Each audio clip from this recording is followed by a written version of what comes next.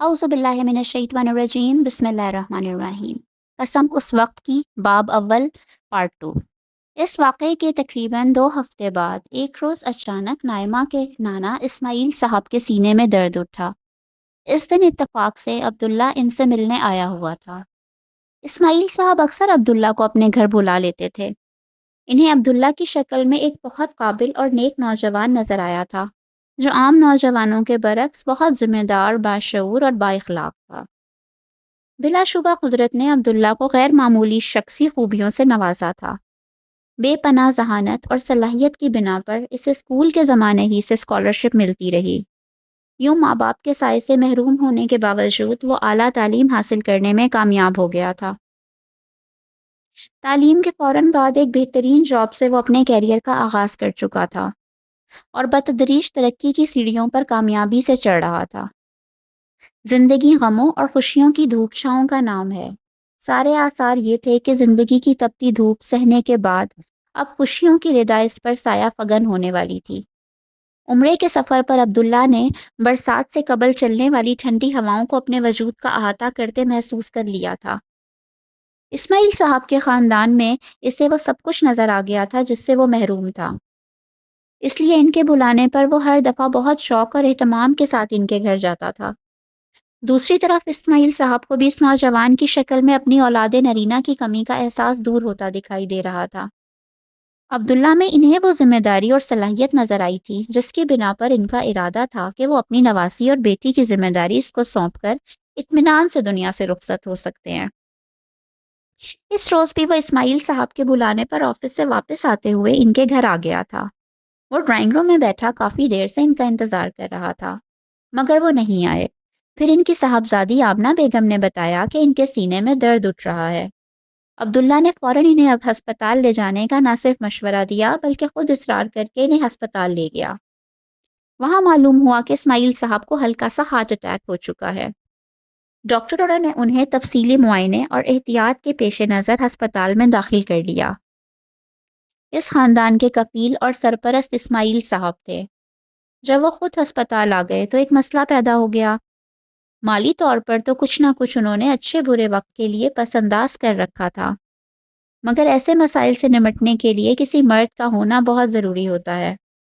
اس کمی کو عبداللہ نے بہت خوبی سے نبھایا۔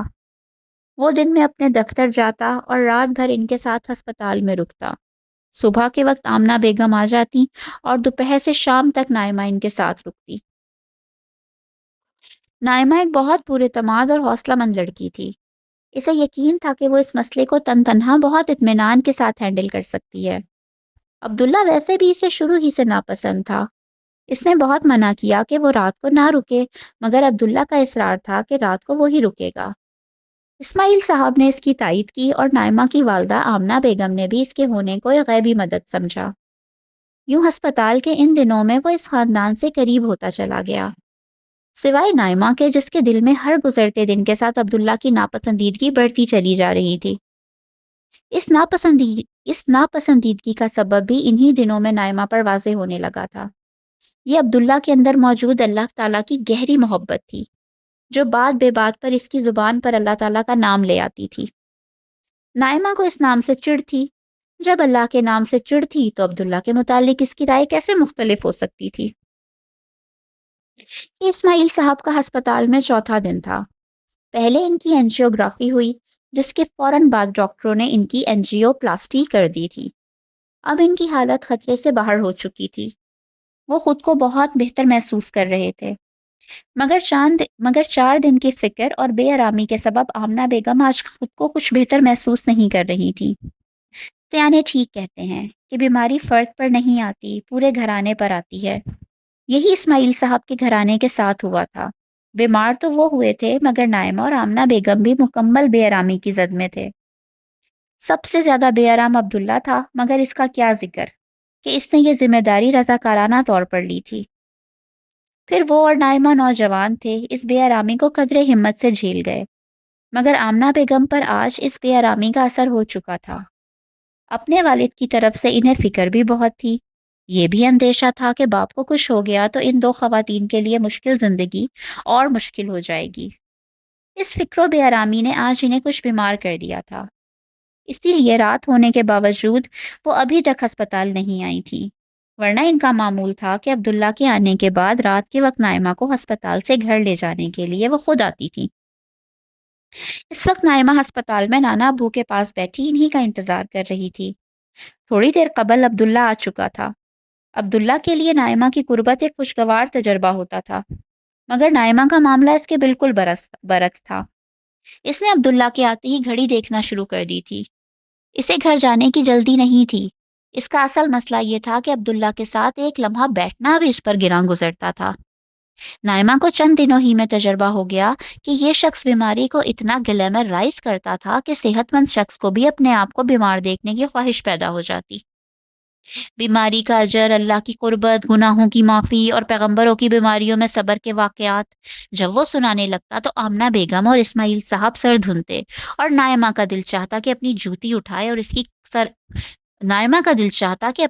اٹھائے اور اس کے سر پر برسا دے۔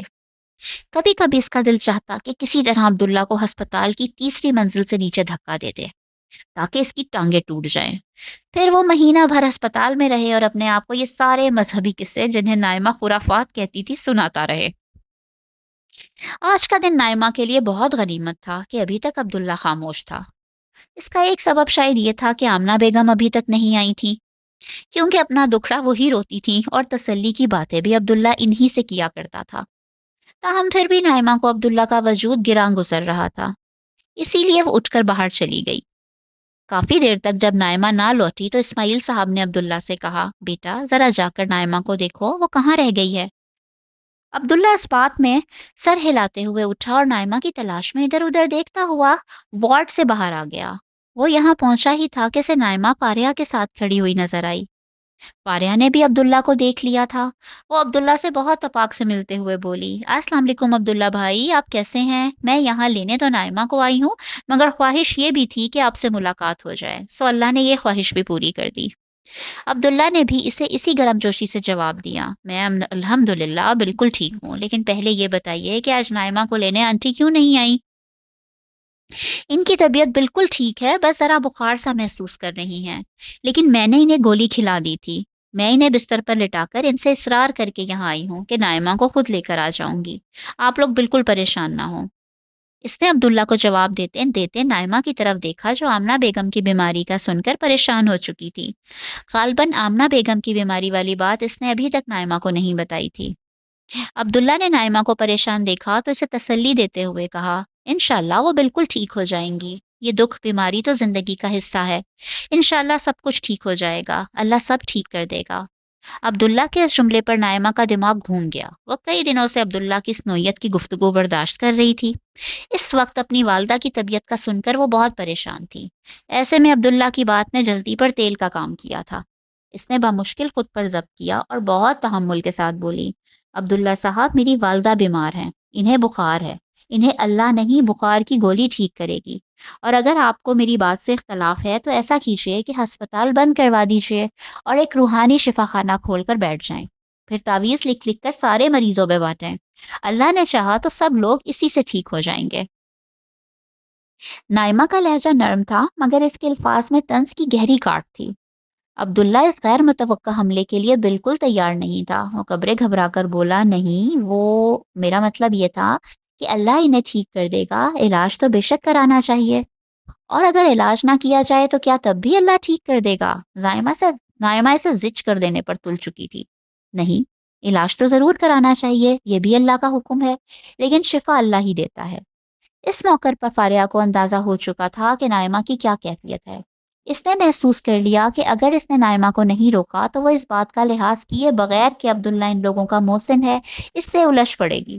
اس نے فوراً مداخلت کی اور کہا، نائمہ آنٹی تمہارا انتظار کر رہی ہیں اور تم یہاں باتوں میں لگ گئیں۔ پھر وہ عبداللہ سے مخاطب ہو کر بولی، عبداللہ بھائی تھینک یو ویری مچ، آپ نانا ابو کو بتا دیجیے گا کہ نائمہ میرے ساتھ چلی گئی، آنٹی کی طبیعت کا کچھ نہ کہیے گا، وہ انشاءاللہ صبح تک بالکل ٹھیک ہو چکی ہوں گی، ان سے کہیے گا کہ میں یہاں قریب کسی کام سے آئی تھی اسی لیے نائمہ کو ساتھ لے گئی، میں آپ کو اپنی گاڑی میں چھوڑ آتا ہوں۔ عبداللہ نے مدد کی نیت سے پیشکش کی، آپ کا بہت شکریہ، ہم آسانی سے چلے جائیں گے، آپ پلیز نانا ابو کے پاس جائیے، وہ آپ کا انتظار کر رہے ہوں گے۔ عبداللہ کی بات کا جواب اس دفعہ نائمہ نے دیا۔ غالباً اسے احساس ہو چکا تھا کہ وہ بغیر کسی وجہ کے عبداللہ سے بدتمیزی کر رہی تھی۔ نائمہ کا شکریہ عبداللہ کے لیے ایک نعمت غیر مترقبہ تھی۔ وہ انہیں اللہ حافظ کہہ کر خوشی خوشی واپس لوٹ گیا۔ نائمہ میں یہ مذہب بیزاری اور خدا دشمنی پہلے دن سے نہیں تھی۔ اس کے بہت سے عوامل تھے جنہوں نے نائمہ کو اس قدر تلخ بنا دیا تھا۔ اس کی ذاتی زندگی محرومیوں سے عبارت تھی۔ وہ ایک بے حد حساس اور ذہین لڑکی تھی۔ اس کے بہت سے سوالات تھے مگر عقلی جواب کہیں نہیں تھے۔ آخر کار اپنے جوابات کی تلاش میں وہ فلسفہ کی دہلیز تک جا پہنچی۔ انٹرمیڈیٹ کالج میں کرن کی صحبت نے اسے فلسفے اور محلدانہ نظریات سے روشناس کروایا۔ کرن ایک سطحی علم کی لڑکی تھی اور سطحی ہی رہی، مگر نائمہ کا مطالعہ بہت گہرا تھا۔ انٹر کے بعد گریجویشن میں اس نے فلسفے اور نفسیات بطور اختیاری مضامین کے لے لیے۔ اس پر علم کی نئی دنیایں کھل گئیں۔ نائمہ کی زندگی میں محرومیوں نے جو شکایت بھر دی تھی، فلسفے کی تعلیم نے اس شکایت کو ایک فکری زبان اور عملی اعتماد بخش دیا۔ ایک طرف ذاتی محرومیاں اور فلسفیانہ افکار کی تعلیم تھی، تو دوسری طرف اس نے معاشرے میں جتنی بھی مذہبیت دیکھی تھی وہ بس کچھ ظاہری چیزوں تک محدود تھی۔ والدہ اور نانا کو بچپن سے نماز روزہ کرتے دیکھا تھا۔ شروع میں تو وہ یہ سب کرتی تھی، لیکن جیسے جیسے شعور آیا ذہناً ان چیزوں سے دور ہوتی گئی۔ نماز اب وہ اکثر چھوڑ دیتی تھی، اور کبھی پڑھتی تو ماں اور نانا کے اصرار پر، ان کی خوشی کی خاطر پڑھ لیتی۔ البتہ روزے سالانہ رسم کے طور پر اب بھی پورے رکھتی تھی۔ گو اس میں بھی نائمہ کا نقطۂ نظر یہ تھا کہ اس طرح غریبوں کے دکھ درد کا احساس زیادہ پیدا ہوتا ہے۔ اچھے اساتذہ بڑی نعمت ہوتے ہیں، مگر نائمہ کی بدقسمتی کہ اسے ایسا کوئی اچھا استاد نہ مل سکا۔ اس نے جب کبھی مذہبی پس منظر میں کوئی سوال اٹھایا تو ڈرا دھمکا کر، جہنم کا خوف دلا کر، اللہ کے غضب کا ذکر کر کے اس کے سوالات کو کچل دیا گیا۔ اسکول سے نکل کر کالج پہنچی تو کچھ مذہبی حلقے دیکھے، اسے بھی درس میں بلایا جاتا۔ شروع میں تو وہ گئی بھی، لیکن تھوڑے عرصے میں اسے اندازہ ہو گیا کہ سارا زور مچھروں کو چھاننے کی طرف ہے۔ ہر شخص اطمینان سے سالم اونٹ نگلے جا رہا تھا۔ چند ظاہری اعمال ایمان کا اصل معیار بن چکے تھے، اور بڑے بڑے اخلاقی اعمال ناقابل تذکرہ تھے۔ اس نے دیکھا کہ مذہب کے نام پر کھڑے کم و بیش تمام لوگ وہی کچھ کر رہے ہیں جو باقی لوگ کرتے ہیں، یعنی اپنا مفاد اور اپنا بچاؤ سب سے پہلے، چاہے اخلاقیات کتنی بھی پامال کیوں نہ ہو جائے۔ جیسے دوسرے لوگوں کے دل نفرت، کینے، بغض اور عداوت سے بھر جاتے ہیں، ویسے ہی یہ لوگ بھی ہیں۔ جیسے غیبت، چغل خوری، جھوٹ، الزام، بہتان، دروغ گوئی، حسد اور تکبر کا شکار دوسرے لوگ ہوتے ہیں، ایسے یہ بھی ہیں۔ اس نے دوران تعلیم اہل مذہب کے نقطۂ نظر کا باقاعدہ مطالعہ کیا تو اس پر یہ ہولناک انکشاف ہوا کہ سارے مذہبی فرقے ایک دوسرے کو کافر اور گمراہ سمجھتے ہیں۔ ہر گروہ اپنے آپ کو واحد سچائی کے طور پر پیش کرتا ہے۔ ہر مذہبی گروپ کی یہ کوشش تھی کہ کسی طرح لوگوں کو گھیر کر اپنے ساتھ ملا لیا جائے، اور جو ایک دفعہ ساتھ آ جائے اس کو تعصب اور ذہنی جمود کی زنجیروں میں اس طرح جکڑا جائے کہ وہ کسی اور کی بات سننے اور سمجھنے کے قابل ہی نہ رہے۔ اس مقصد کے لیے دوسروں کو بدنام کرنا، ان کی بات کو غلط طریقے سے پیش کرنا، ان کی طرف جھوٹ منسوب کرنا، ان کے خلاف فتوے دینا اور ان کے ایمان پر حملہ کرنا ایک معمول کی بات ہے۔ حد تو یہ ہے کہ جن لوگوں سے اختلاف ہو جائے ان کی جان لینے کو بھی ان میں سے بہت لوگ جائز قرار دیتے تھے۔ باقی لوگ فرقہ وارانہ اور فکری اختلافات کی بنیاد پر قتل ہونے والوں کی موت پر اطمینان کا اظہار کرتے یا کم از کم خاموش رہتے ہیں۔ اس کے ساتھ ہر گروہ اپنی حق پرستی اور سچائی کا ڈھنڈورا پیٹتا ہوا بھی نظر آتا۔ مذہب کی اس دنیا میں خدا کی حیثیت ایک قومی مذہبی دیوتا کی تھی جسے عام انسانوں کو ڈرانے کے لیے بطور ایک ہتھیار استعمال کیا جاتا ہے۔ اس قومی دیوتا کے نام پر کھڑے لوگ مفاد یا اختلاف کے ہر موقع پر اخلاقی اقدار کو مکمل طور پر بھول کر بالکل عام انسانوں جیسا معاملہ کرتے ہیں۔ مادیت کی دوڑ میں ہر شخص لگا ہوا ہے۔ کچھ لوگ اللہ کا نام لے کر یہ کرتے ہیں اور باقی اس کا نام لیے بغیر اس ریس کا حصہ بنے ہوئے ہیں۔ اس نے ایک دو دفعہ اس نوعیت کی باتیں کچھ لوگوں سے کہنے کی کوشش کی تو نائمہ کے خلاف ایسا پروپیگنڈا کیا گیا کہ وہ پورے کالج میں بے مذہب اور ملحد مشہور ہو گئی۔ کچھ نے اسے مغربیت سے مرعوب اور اسلام دشمن قرار دے دیا۔ نائمہ اس پروپاگنڈے پر دنگ رہ گئی۔ اس کے دل میں مذہب اور اہل مذہب کے خلاف اتنا شدید غصہ پیدا ہوا کہ اسے مذہب ایک گالی اور خدا کا تصور مذہبی لوگوں کا گھڑا ہوا ایک افسانہ محسوس ہونا شروع ہو گیا۔ اس کے بعد نائمہ کی آخری پناہ گاہ مغربی فکر و فلسفہ تھا۔ وہ رفتہ رفتہ اس سے متاثر ہوتی چلی گئی۔ اسے محسوس ہوا کہ وہ مادیت پسند بہتر ہیں جو فلسفیانہ سطح پر مادیت کا اقرار کر کے اس دوڑ میں حصہ لیتے ہیں، بنسبت ان لوگوں کے جو نام تو خدا کا ہی لیتے ہیں مگر ان کے دل مفاد اور انات سے بھرے ہوئے ہیں۔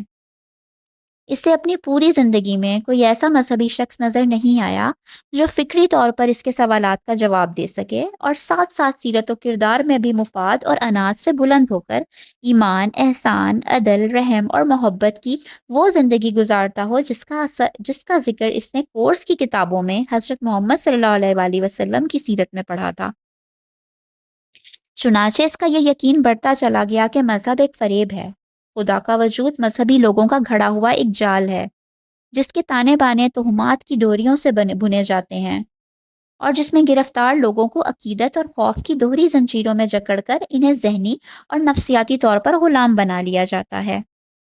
حقیقت وہی ہے جسے زیادہ تر مادیت پسند فلسفی بیان کرتے ہیں، یعنی یہ کائنات اندھے بہرے مادے کی کارستانی ہے، دنیا کی کامیابی اور ترقی ہی اصل چیز ہے۔ تاہم اچھے اہل علم کو پڑھنے کے نتیجے میں اور خود اپنی طبیعت کی بنا پر نائمہ اخلاقی طور پر بہت پختہ تھی۔ وہ باحیا تھی، بہت باوقار اور شائستہ تھی، حتی الامکان لوگوں کی مدد کرتی اور ان کے ساتھ اچھی طرح پیش آتی۔ اس میں صرف ایک ہی استثناء تھا، یہ استثناء عبداللہ کی ذات تھی، جس نے اسے پہلے ہی دن بیزار کر دیا تھا اور جس سے اسے پہلے ہی دن بیر ہو گیا تھا۔ یہ اسماعیل صاحب کے ہسپتال میں آخری ایام تھے۔ ڈاکٹر نے بتا دیا تھا کہ 1-2 دن میں انہیں چھٹی مل جائے گی۔ نائمہ کالج سے گھر آ کر کھانے وغیرہ سے فارغ ہوتی اور سیدھی ہسپتال آ جایا کرتی تھی۔ آج بھی ایسا ہی ہوا۔ وہ ہسپتال کی عمارت میں داخل ہوئی اور مختلف حصوں سے گزرتے ہوئے اپنے نانا کے وارڈ کی طرف جا رہی تھی کہ اچانک ایک غریب سی دیہاتی عورت نے اس کا ہاتھ پکڑ کر رونا شروع کر دیا۔ وہ روتی جاتی اور کہتی جاتی کہ بیگم صاحبہ میری مدد کرو، مجھ غریب پر رحم کھاؤ۔ اس میں کوئی شک نہیں تھا کہ نائمہ اپنی شخصیت اور رکھ رکھاؤ میں کوئی بیگم صاحبہ ہی لگتی تھی۔ ایک تو شکل و صورت اور قد و قامت اللہ نے ایسا دیا تھا، دوسری طرف اس کا رکھ رکھاؤ، لباس اور چال، ہر چیز سے حسن اور وقار ٹپکتا تھا۔ دور سے دیکھنے ہی سے معلوم ہو جاتا تھا کہ کوئی کھاتے پیتے گھرانے کی متمول خاتون آ رہی ہے۔ نائمہ نے نرمی سے اپنا ہاتھ چھڑایا اور اس عورت سے دریافت کیا، کیا مسئلہ ہے، کیوں رو رہی ہو؟ بیگم صاحبہ، میرا بچہ ہسپتال میں ہے، اس کو آپریشن ہونا ہے۔ ہسپتال والے کہتے ہیں کہ فوراً 65,000 روپے جمع کراؤ ورنہ آپریشن نہیں کریں گے۔ میں بہت غریب ہوں، باہر گاؤں سے علاج کے لیے شہر آئی ہوں، میرا مرد مزدور ہے، ہمارے پاس جو کچھ تھا ہم نے دے دیا، ہمارا کوئی جاننے والا نہیں، اب اتنے پیسے میں کہاں سے لاؤں؟ اللہ کے واسطے میری مدد کرو۔ اللہ کا نام سن کر نائمہ کو پہلے تو بہت غصہ آیا۔ اس کا دل چاہا کہ وہ اس سے کہے کہ جاؤ اللہ سے مانگو، مجھ سے کیوں مانگتی ہو؟ پھر خیال آیا کہ اس طرح کی باتوں کا یہ موقع نہیں ہے۔ اس نے پوچھا، کون مانگ رہا ہے پیسے؟ جواب میں وہ غریب عورت اسے اپنے ساتھ انتظامیہ کے دفتر لے گئی۔ نائمہ نے وہاں موجود شخص سے صورتحال معلوم کی تو اسے بتایا گیا کہ واقعی عورت ٹھیک کہہ رہی ہے۔ اس پر نائمہ نے ڈیوٹی پر تعینات شخص سے کہا، آپ لوگ کیا کسی غریب کی کوئی مدد نہیں کرتے؟ جواب ملا، بی بی یہ پرائیویٹ ہسپتال ہے، ایسے غریب یہاں ہر روز بہت آتے ہیں، اگر ان کی مدد کرتے رہے تو ہسپتال بند ہو جائے گا، اس سے کہیں کہ بچے کو سرکاری ہسپتال لے جائے۔ نائمہ نے اس عورت کی طرف دیکھا تو اس نے کہا، ہم پہلے وہیں گئے تھے مگر وہاں کوئی بیڈ خالی نہیں تھا، پھر ڈاکٹر نے ہڑتال کر دی، اس لیے ہم یہاں لے آئے، اب یہ کہہ رہے ہیں کہ جب تک پیسے نہیں آئیں گے آپریشن نہیں ہوگا۔ نائمہ دوبارہ اس شخص کی طرف پلٹی اور پوچھا، کیا کوئی ڈسکاؤنٹ نہیں ہوتا؟ کوئی زکوٰۃ فنڈ نہیں ہے یہاں؟ زکوٰۃ فنڈ سے مدد بھی کر دی اور ڈسکاؤنٹ بھی دے دیا، اس سے زیادہ کچھ نہیں کر سکتے، چاہے بچہ مر جائے۔ نائمہ نے جھلا کر کہا تو جواب ملا، ہسپتال میں لوگ مرتے بھی ہیں، ویسے آپ کو اتنا ہی درد ہے تو خود مدد کریں، آپ خود بھی کھاتے پیتے گھرانے کی لگتی ہیں۔ نائمہ نے ایک لمحے کو سوچا، اس ایک لمحے میں وہ اپنی مجبوریوں اور وسائل کا حساب کر رہی تھی۔ پھر وہ فیصلہ کن لہجے میں بولی، پیسے 1 گھنٹے میں مل جائیں گے، آپ ٹریٹمنٹ شروع کروائیں۔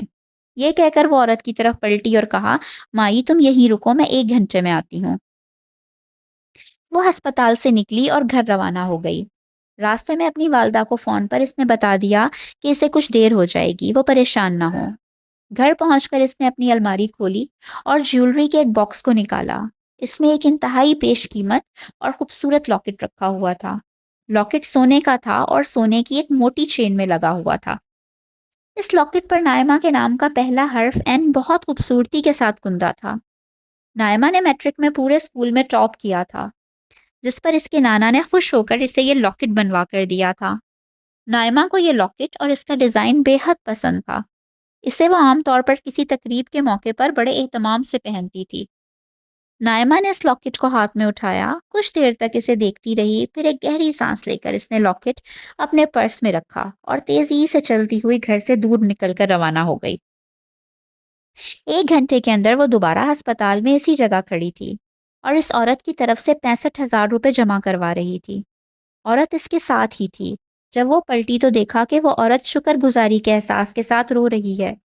وہ جھولیاں بھر بھر کر اسے دعائیں دے رہی تھی، بیٹی اللہ تجھے خوش رکھے، تجھے کسی شہزادے سے بیاہ دے، تو کسی سردار کی بیوی بنے، تجھے دونوں جہاں کی عزت ملے، بیٹی میں تیرا شکریہ کیسے ادا کروں، غریب کے پاس دعا کے سوا اور کیا ہوتا ہے۔ وہ عورت اب بیگم صاحبہ سے بیٹی پر آ گئی تھی۔ اسے اندازہ ہو چکا تھا کہ یہ ایک نوجوان غیر شادی شدہ لڑکی ہے۔ شکریہ اپنے اللہ کا ادا کرو۔ نائمہ کے لہجے میں طنز کی بجائے گہری اداسی تھی۔ اداسی اس احساس کی تھی کہ اس نے صرف ایک غریب کی مدد کی ہے۔ یہاں نہ جانے کتنے لوگ اس طرح مر جاتے ہوں گے۔ وہ انتظامیہ کے دفتر سے نکلی اور اپنے نانا کے وارڈ کی طرف چلنے لگی۔ راستے میں ایک کھلی جگہ آئی جہاں آسمان نظر آ رہا تھا۔ وہ ایک لمحے کے لیے رکی اور آسمان کی طرف سر اٹھا کر دیکھنے لگی۔ یہاں سے سورج نظر نہیں آ رہا تھا، مگر صاف نیلے آسمان پر بکھری تیز روشنی کی ہر کرن یہ بتا رہی تھی کہ آسمان کی سلطنت کے تخت پر سورج بڑی شان سے براجمان ہے۔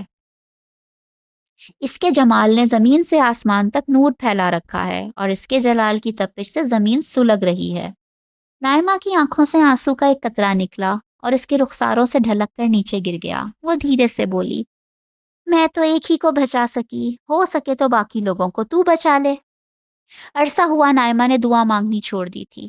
وہ اپنے نانا کی بیماری میں بھی اس نے خدا کو نہیں پکارا تھا، مگر اس وقت نہ جانے کیا ہوا تھا کہ اس کا کفر ٹوٹ گیا، یا پھر شاید یہ ایک کافرہ کی آخری دعا تھی۔ نہ آسمان سے کوئی جواب آیا، نہ اسے کوئی توقع تھی۔ نائمہ سر جھکا کر اپنی سوچوں میں غرق آگے بڑھ گئی۔ وہ دھیرے دھیرے چلتے ہوئے آگے بڑھ رہی تھی۔ ادھر آسمان پر یکا بادل کا ایک ٹکڑا نمودار ہوا اور سورج کو ڈھانک کر زمین کو اس کی تپش سے بچا لیا۔ نائمہ اندر داخل ہو گئی۔ وہ یہ نہیں دیکھ سکی کہ اس کی دعا کے فوراً بعد تیز دھوپ کا اثر ختم ہو گیا اور اس کی جگہ ایک خوشگوار سائے نے لے لی۔ چلیں جی، پہلا باب کا سیکنڈ پارٹ کافرہ کی دعا یہیں اختتام پذیر ہوتا ہے۔ انشاءاللہ نیکسٹ ویڈیو میں نیکسٹ پارٹ کے ساتھ ملتے ہیں۔ تب تک اپنا خیال رکھیے گا، چینل کو سبسکرائب کریے گا اور ویڈیو کو زیادہ سے زیادہ شیئر اور لائک کیجیے گا۔ اللہ حافظ۔